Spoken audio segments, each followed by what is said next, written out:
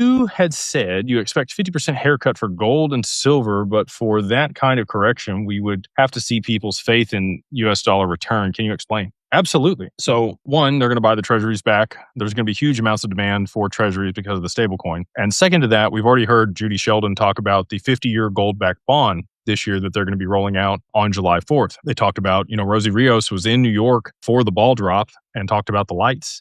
And there was 589 lights in the 2026 fixture that they had there in New York, and that would be used again on July 4th this year when they announced that, which is not that far.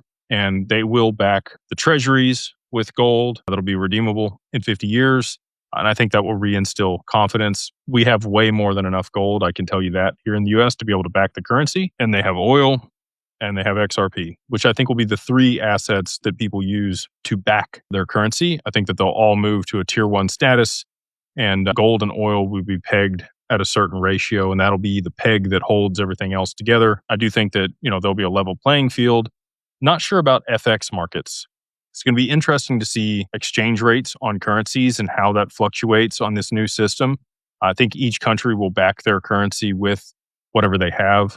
Canada doesn't have any gold unless they, do like out of the ground. They're able to tokenize what they have in the ground, which is possible. And imagine that, like, how much more GDP and value would there be if all of that value was extracted out of the ground and brought forth for them to be able to use it to back their currency with? That increases total global GDP significantly. That value currently sits dormant and illiquid, and that would make it liquid. So I do think that it'll be fine. I think that they'll restore faith in currencies. I do think we're in for some volatility between now and then. But, to your point here, gold and silver, I do think we'll see massive drop